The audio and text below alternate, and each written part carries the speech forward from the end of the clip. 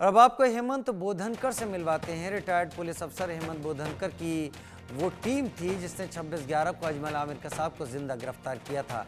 इसी टीम ने अबू इस्माइल को मार गिराया था। इंडिया न्यूज से बात करते हुए हेमंत ने कहा कि वो इससे बेहद खुश हैं कि एनआईए तैयबुर राणा को भारत ले आई।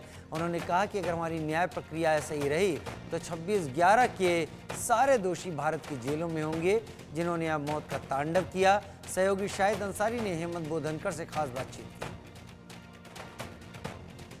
तैयबुर राणा को भारत के सुपुर्द कर दिया गया है और इस मौके पे वो सारे लोग जो 26/11 से जुड़े रहे, जिनकी बहुत अहम भूमिका रही है, वो कभी नहीं भुलाए जा सकते।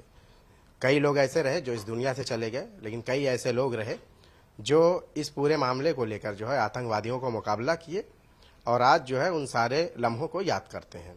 हेमंत बोधनकर पुलिस ऑफिसर इस वक्त हमारे साथ मौजूद है।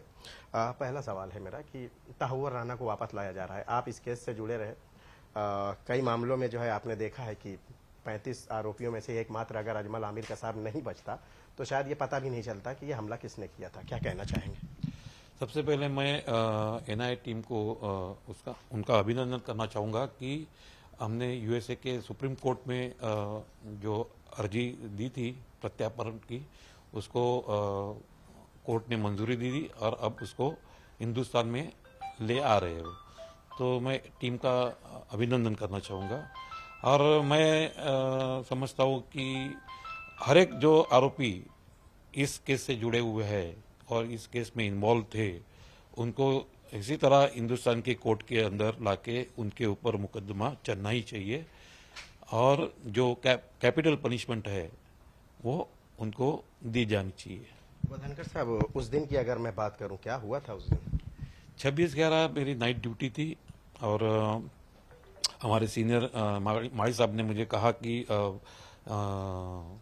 ताज ट्राइडेंट सीएसटी में फायरिंग चल रही है, आप गिरगांव चौपाटी पे जाके नाकाबंदी शुरू कर दीजिए। तो मैं वहाँ पे पहुँचा, मेरे साथ वहाँ पे चौपी जो कांस्टेबल्स थे, कार की तादाद बहुत ज़्यादा थी नरीमन पॉइंट से टुवर्ड्स चौपाटी की तरफ, क्योंकि उस जगह पे फायरिंग हो रही थी। अलर्ट जारी हो गया था? नहीं, फायरिंग हो रही थी Nariman point, south Bombay basically. So obviously सब वहाँ से वहाँ से लंबा जाने की कोशिश कर रहे थे, तो ट्रैफिक बहुत था। तो इनिशियली हमने बैरिकेड्स नहीं लगाए। 11 बजे हमने वो पूरा बैरिकेड्स लगा के रेगुलर नाकाबंदी शुरू कर दी। 12:15 बजे हमको कंट्रोल रूम से मैसेज आया कि स्कोडा कार में 2 टेररिस्ट है और वो गिरगांव चौपाटी की और आने की गुंजाइश है। सो हम टोटल वहाँ 16 जन थे। हमने जो 2 टीम वाले लोग थे सारे? मैं टीम और उस टीम का I was leading the team. So 2 team मैंने फॉर्म की वहाँ पे।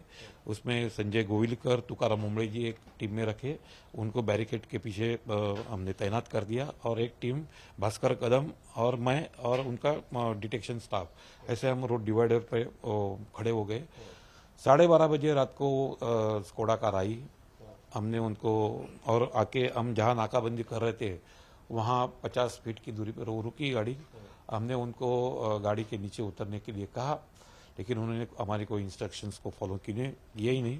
तब तक आपको पता चल गया था क्या कि ये वही कार है जो स्क्वाडा कार? नहीं, इतना समझ में नहीं आ रहा था, लेकिन जब वो कार हमारी तरफ आई और यू टर्न लेके भागने की कोशिश कर रहे थे, उसी वक्त वो गाड़ी आके रोड डिवाइडर पर जाके लगी और रुक गई। उस वक्त अबू इस्माइल कार चला रहा था और उसने कसाब को कुछ सूचनाएं दी तो और अब बड़ी खबर इस वक्त ही, एनआईए ने आतंकी तैयबुर राणा को गिरफ्तार कर लिया है और तैयबुर को एयरपोर्ट से लेकर निकली है। एनआईए पटियाला हाउस कोर्ट में तैयबुर राणा को ले जा रही है। अभी तैयबुर राणा को पेश करके रिमांड लेने की